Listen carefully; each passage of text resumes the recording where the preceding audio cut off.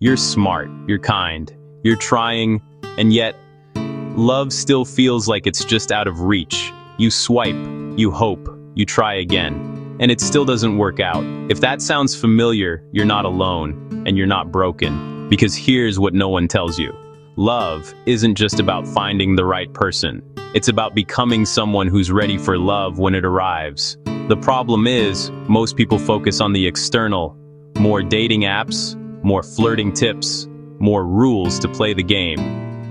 But what actually keeps people single? It's internal. The patterns you repeat, the fears you ignore, the emotional habits you're not even aware of.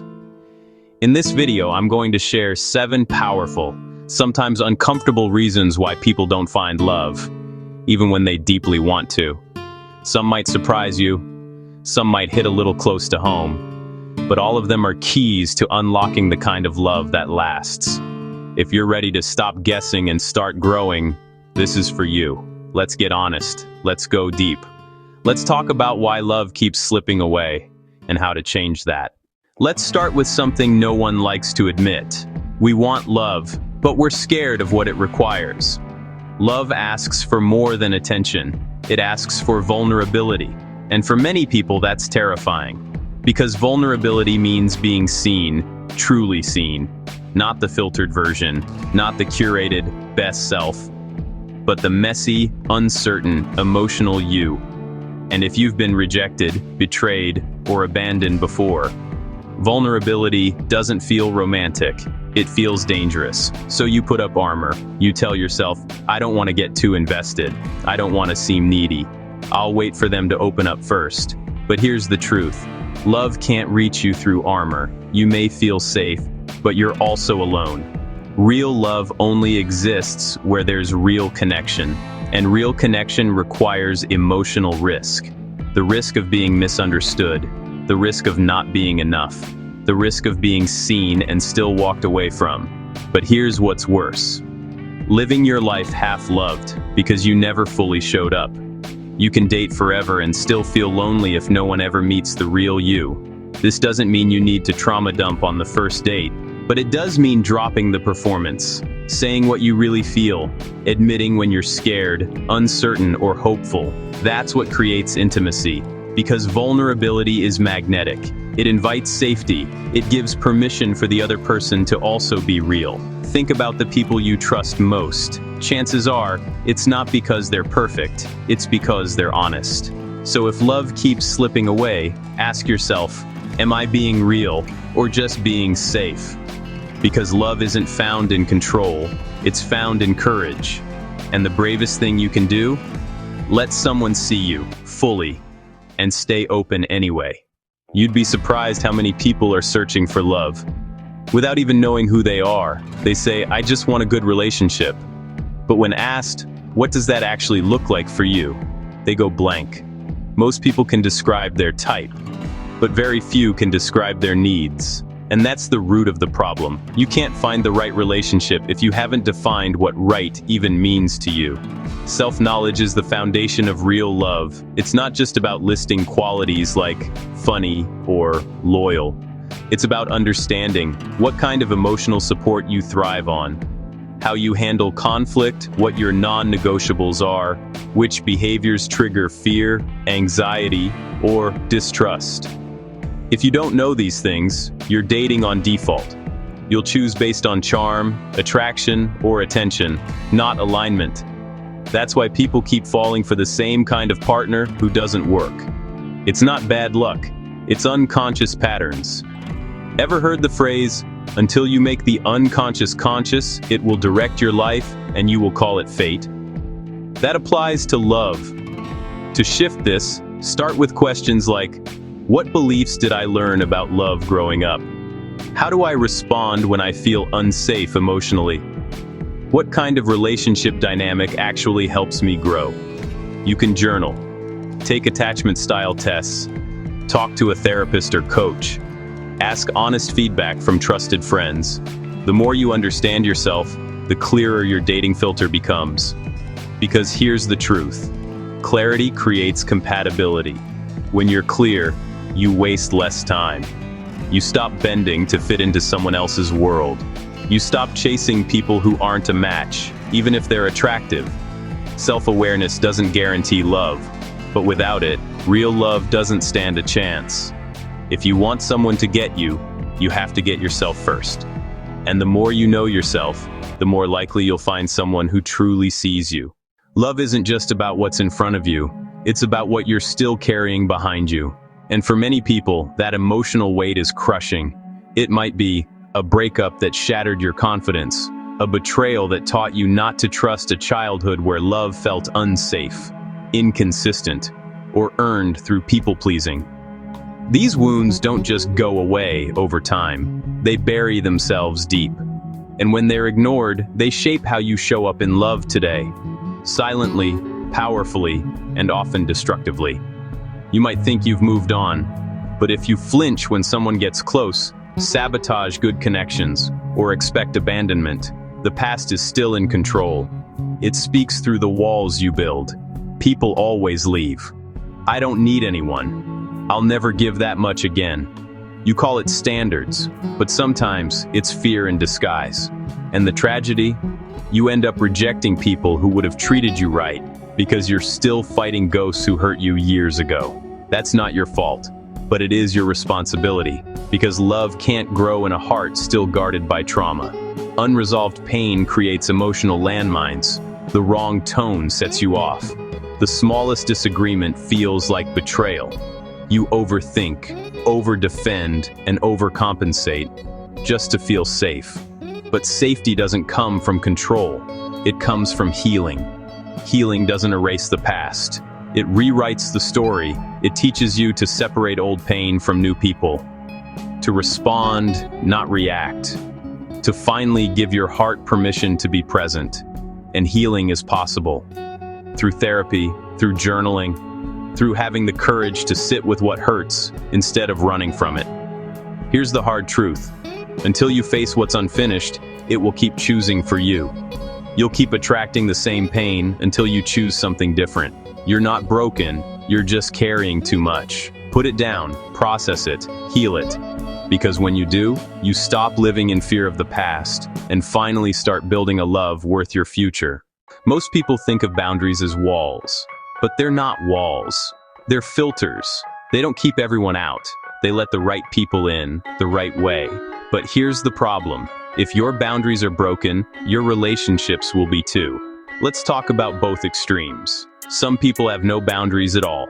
They say yes when they want to say no, stay in situations that hurt them, keep giving and giving, hoping someone will finally love them back. Confuse being available with being valued. If this is you, you probably feel drained, invisible, like love always costs you more than it gives. Then there's the other extreme, boundaries that are too rigid. These people cut people off at the first disagreement, refuse to be vulnerable unless guaranteed they won't get hurt, build walls so thick no one can reach them, call it self-respect. But deep down, it's fear. The result? You either get walked on, or you push everyone away. Neither leads to lasting love, because love needs balance. It needs structure and softness, protection and connection.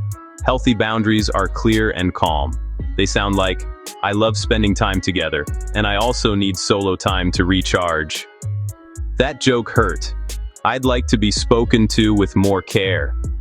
I want emotional honesty in my relationships, not mind games. Boundaries aren't demands, they're declarations of self-worth.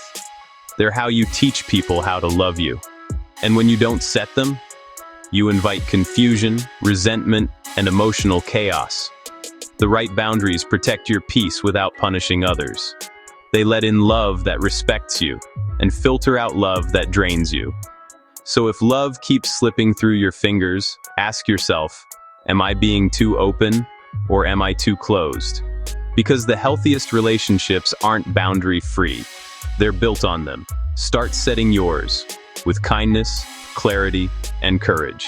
That's not pushing love away. That's finally making space for the real thing. You can have the best intentions in the world, but if your effort is inconsistent, love won't stick.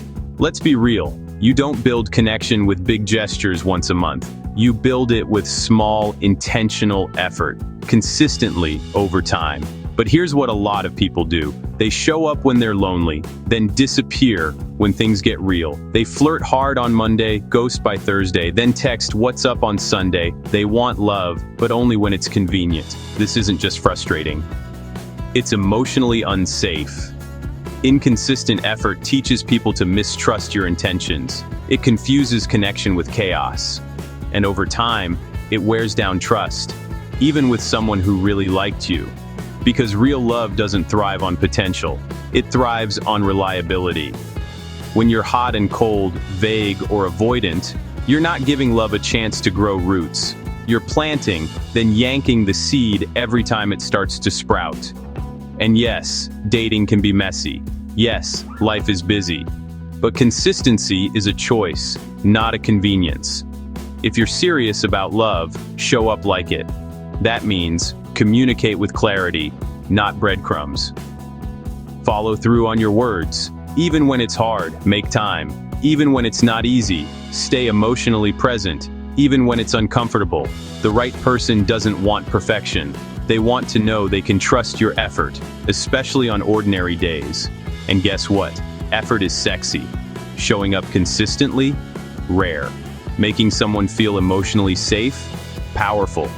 Because love isn't built in big declarations. It's built in the daily decisions to care, show up, and stay curious. So ask yourself, am I being consistent or just available when I feel like it? Love can't grow on mixed signals. It needs steady light. And when you learn to give that, you stop chasing sparks and start building something that lasts. Here's a hard truth. You can't find what you want in a place that doesn't offer it. If you're looking for deep, intentional love, but only going to bars, swiping endlessly, or surrounding yourself with emotionally unavailable people, you're planting seeds in concrete. A lot of people stay single not because they're unlovable, but because they keep shopping for depth in shallow places. Let's get practical. If you value emotional maturity, but you only date people who run from feelings, that's misalignment. If you want long-term connection, but spend your time in fast-paced, hookup-driven scenes, that's a mismatch. Love isn't just about who you're with. It's also about where you're meeting them. Your environment shapes your options. So ask, do the people I surround myself with believe in real love? Are the places I spend time aligned with my values? Am I choosing comfort zones or places that call in what I truly want? You don't need to be everywhere. You just need to be somewhere that reflects the kind of relationship you're ready for. Shift your spaces, and you shift your chances. One of the most dangerous lies we've been sold is this: you'll know they're the one because it'll be perfect. No conflict, no doubts, no hard moments, just magic. That fantasy, it's keeping people single. Because real love isn't perfect. It's honest. It's growing.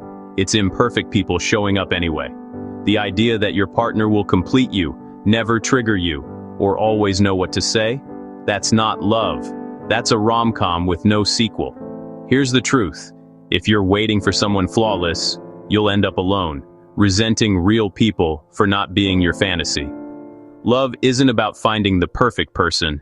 It's about finding someone willing to grow, communicate, and face challenges with you. It's about choosing over and over, even when it's messy. The right relationship won't always feel easy, but it will feel safe to be real. So stop asking, are they perfect?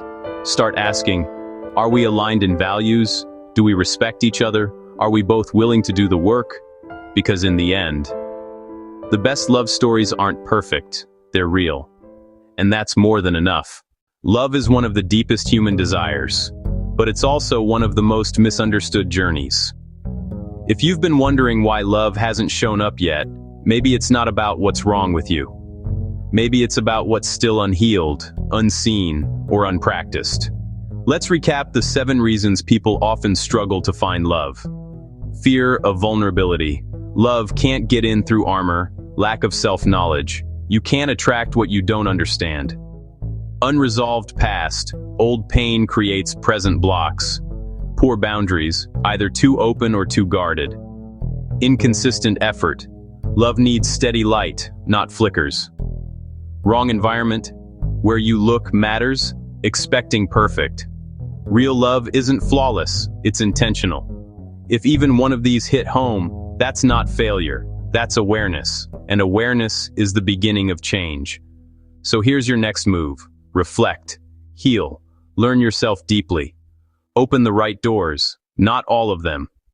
And when you do, love has a place to land. Comment below. Which one of the 7 resonated most with you? Like this video if it sparked something real.